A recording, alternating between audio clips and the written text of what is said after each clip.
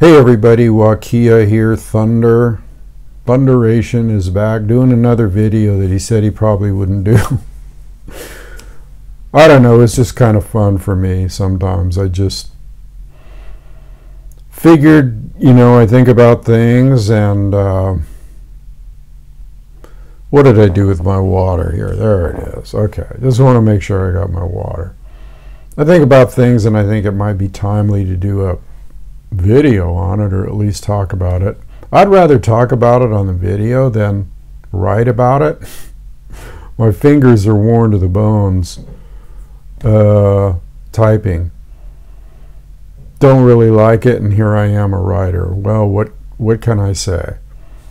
Anyway, I want to start off with this book here. The light's going to change when I put this up. Don't sweat it.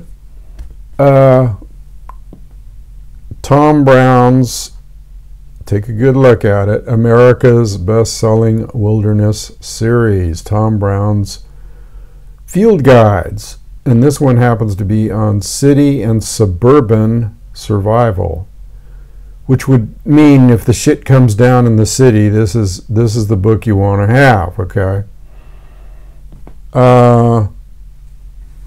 Matter of fact, since we're talking about, there was a video posted about a movie. If we're talking about survival, you want to get every one of his friggin' books from number 1 to number 5 or however many he has, because he covers a lot of stuff. It's like taking his course, actually. You don't really need to take his course if you got brains and have done a little tracking and wilderness. You follow it to the letter and it works. So I would recommend getting all of his books. I have every one of them and read them all the time, over and over and over again. You want to learn about survival, and I've memorized things, and I posted the 4 basic things for survival on the Campfire Council site, which is 1, shelter, building a debris hut or getting into a overhang or propping some branches up on an overhang, cave, whatever. Getting comfortable, okay, that's the main thing, so that you're not panicking, you're comfortable. The second thing, and the second and third things kind of go together, water and fire. Water, you can get a lot of different places, but that's your first need because you can only survive 3 days without it. And you need to purify it depending on the source, unless you get it from condensation or a condensation still, which is easy to make, okay? And the fourth thing, that was 2 and 3, fire and water, water and fire, in that order, okay? In that order, but kind of together with the water and fire thing. And then the fourth thing is food, which is you can go a long time without food, baby. Don't worry about food. That's your last. Once you get comfortable, once you get water, once you feel good with your surroundings and get adjusted, then you can go traipsing around making deadfalls and getting walking, or not walking sticks, but throwing sticks, and getting some small game for food, because you got the fire and you got the water.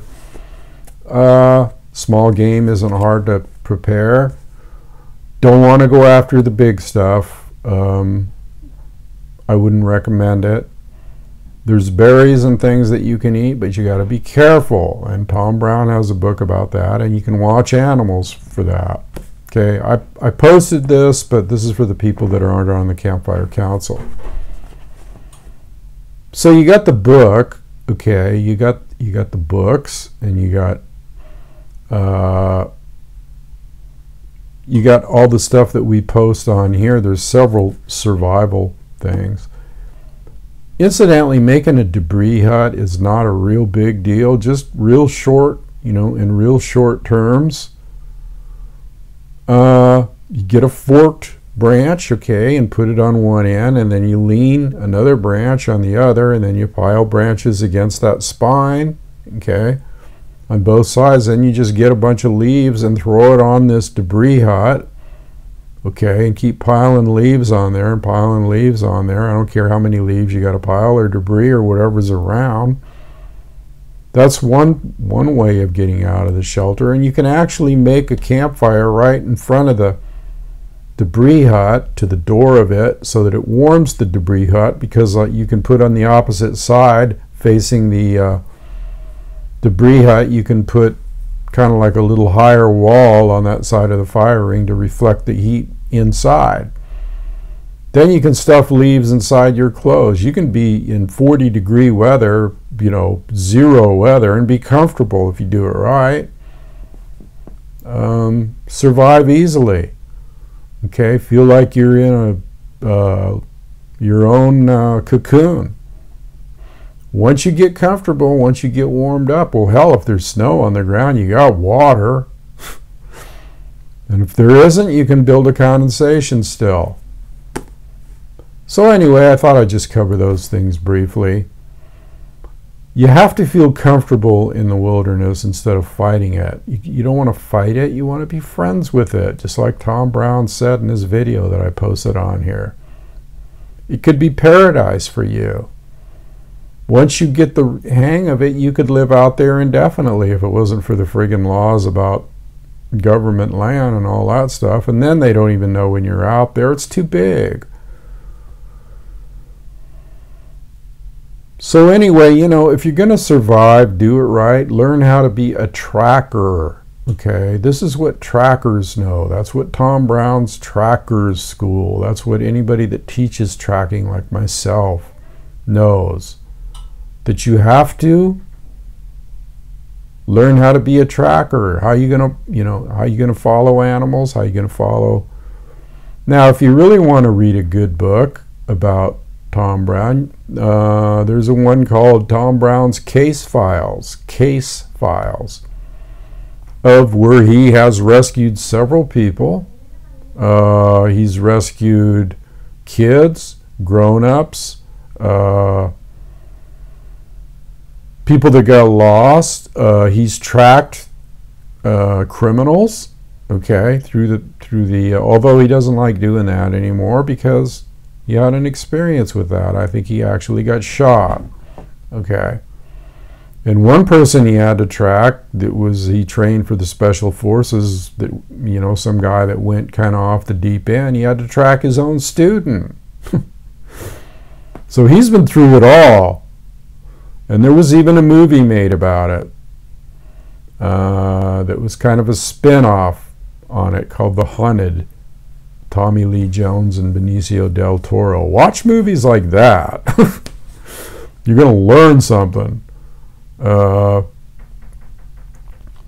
Okay, so the other thing that I wanted to talk about today is edged weapons. And I think this is going to be fun because Thunder has some edged weapons in his collection. And I wanted to show them to you. And like I said, I think Natalie and some other people, Fozzie maybe, Kelly, hope I'm not pulling any covers here. I don't think they've outlawed knives yet. Anyway, we don't care, do we?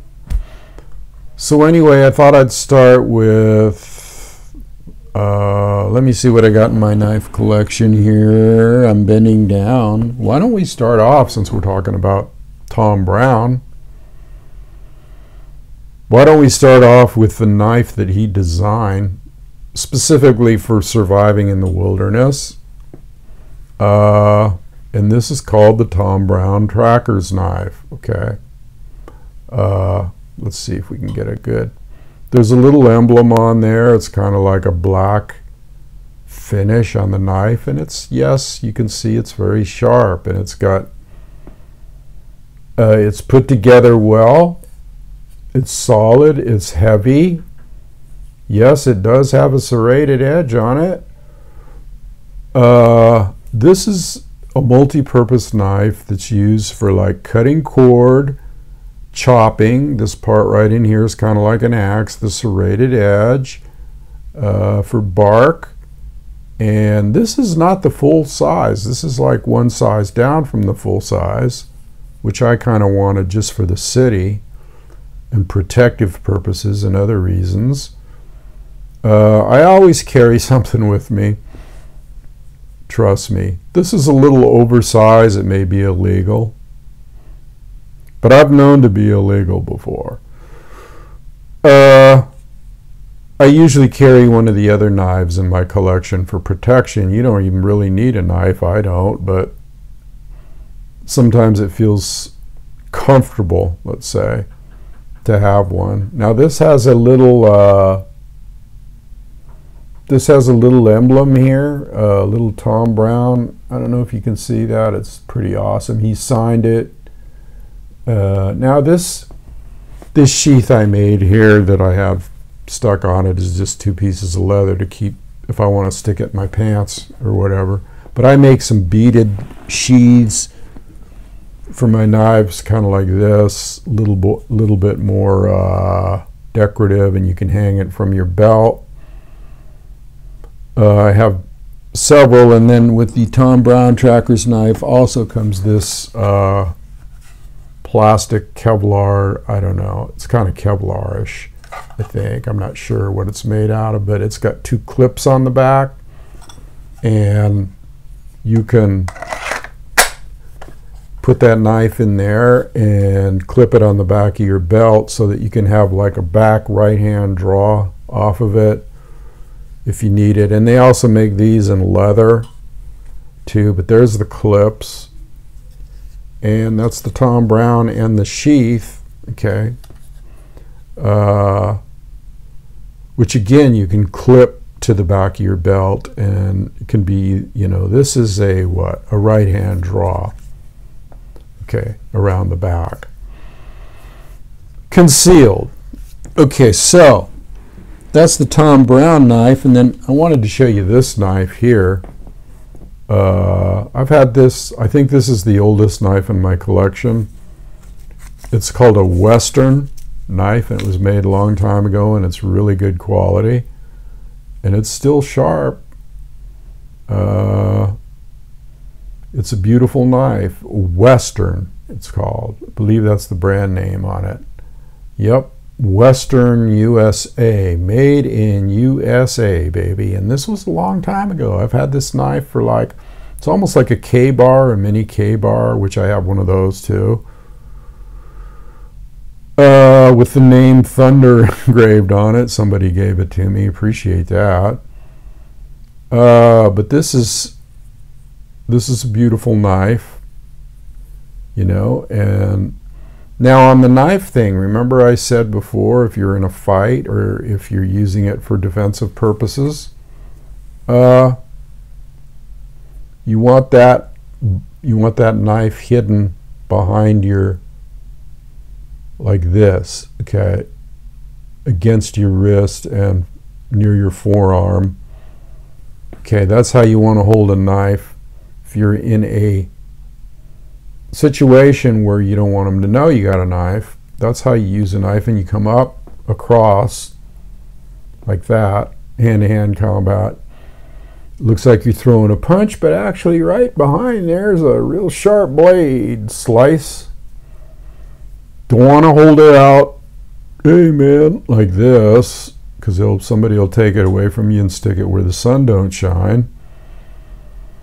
If you have to hold it like this, I use my thumb sometimes for slashing motions, okay, quick slashing motions, but I would rather use it like this, behind the hidden, okay. And then this is a weapon too, just this. Boop. All right, okay, so that is my original Western knife, and it's got kind of a sheath I put together on that. Actually, it had a sheath, and I put some additional ornamentation on it with doe skin and beads and that kind of thing. Okay, so there's that one. This is an interesting This is one of my favorites, and I got this back in 83. I think it was 83 to 86. You'll never guess where this knife was made. You'll never guess. Now, first of all, it's brass. It's really heavy. Brass end plates, and it's got the rivets in there. And it's got a blade that might give you a clue as to where this was made. Where do you think that was made? Look at the shape of the blade. Okay. Looks kind of like a Middle Eastern, wouldn't you say? And yes, it is. It was made in Pakistan. One of my treasured knives, and it's got like a sharp edge on it still. And it's heavy, you know. It's a heavy sucker. It's, you know, it's a nice knife. Hand-tooled, handmade in Pakistan. It's got a little lock here so that you can close it. Oops, I cut my finger off. There it is, people. One of my favorites. Looks kind of like a buck knife. I have a buck knife, but it doesn't look like this. It's a small pocket knife. This one's kind of like what I call a throwaway. It's got a little camouflage on it. Okay. And it's a small, like I think a 3.5, 3-inch blade. Totally legal. Totally destructive. Something you might want to carry on a train or somewhere. Now, if you think you're going on a train and you get a little bit paranoid about whether they're going to search you or not or come up, which there's ways of getting by that. But if you see you might have to throw this away at the last minute, reach in your pocket and just throw it away. Say they're doing a metal scanner thing, you know, handheld, whatever, and you just don't want to go through the bullshit, you just throw it away, you know. But I don't like throwing anything away. This is my buck knife. I don't like throwing it away.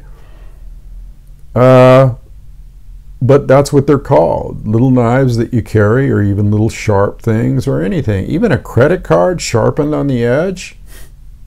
You don't even need to sharpen it. You can cut somebody's throat with that easily, or slice up their face or whatever. It's like a knife, you know. I'm not going to stick them, but you can sure protect yourself with just a credit card. Okay, should I hold up a credit card too? No. Sometimes I go to the hardware store and just look around and look in their knife case and see what they have, because sometimes, you know, they got interesting little cutlery in there. And I found this one day, and it's got a real nice handle. That's what kind of attracted me to it. Polished wood handle. And I like the shape of the blade too. Could be used for fishing, gutting fish. Just something I picked up at a hardware store and went, wow, I really like that. And it's got a, you know, a composite blade, and it's sharp. And hey, it's got a nice thin blade in case you have to go in between the ribs. Just kidding. Kind of. Anyway, that's a nice knife. Need to oil that a little bit. You want to keep them oiled. You want to keep them, but if they're, you know, if they're stainless steel, or if they're hardened steel, or if they're a good metal, just keep them sharp. Okay, so getting down here, man, I got a lot of knives, don't I? Here's one that I really like. Okay, this is a skinning knife. And I got this in Arizona from a fellow Chippewa, Ojibwe. This is a elk antler or bone. Looks like it kind of like an antler to me.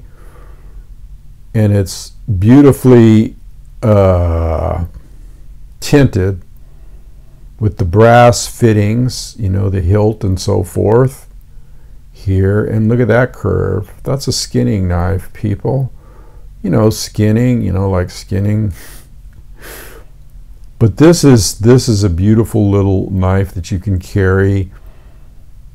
In most places, it's legal because it's 4-inch, and if you carry it in a sheath on your, it's unconcealed. Although the cops will give you shit about anything, you know. Mostly I carry this concealed. Why take a chance? You know, I just stick it in the sheath and stick it in my belt or in, you know, somewhere. Yeah, even in a little, this is small enough to put in a little canvas case that you carry around, kind of like a little miniature cell phone deal and your goodies. And I have different bags that I use too, that are nondescript or look like a camera could be in it, or look like, you know, it's for your cell phone and your wallet or whatever. So this is a nice knife, and it came with a sheath on there, and I got this in Williams, Arizona. Got a really good deal on it too. This is one of my favorites. This is called a Tanto, and it's in the shape of a Japanese style Tanto short knife, and it's got that slanted and grooved blade on it. This is made by Cold Steel, and it has a little clip on there where you can clip it into your pocket, your front pocket or your back pocket. I'm real careful about where I clip things and carry things because I don't want to lose it. I paid money for it. And I always check too to make sure that I haven't lost it or it's still there. Especially if you tuck it, you know, behind your belt buckle or your cartridge belt or whatever. This is a nice little Cold Steel. I recommend this knife highly. I think they still make it. If they don't, they make something similar to it. So that's my knife collection, part of it, not the whole of it. What else do I have? Here's something that's kind of cute. Now this is different. Okay, this was given to me by one of my ex-wives, but this is kind of a cool, ornate knife, and it's cool because I like trains. And look what's on there, people. Let's see if we can get a really good shot. It's got a little watch in there embedded with the train. And look at the scroll work on the metal, and it's even got a little deal here, a lanyard. You could put it, you know, you could hang it around your neck, and it's got a nice edge to it too. Okay, it's just like an ornate knife. You could carry this around, you know, and totally legal, totally lethal.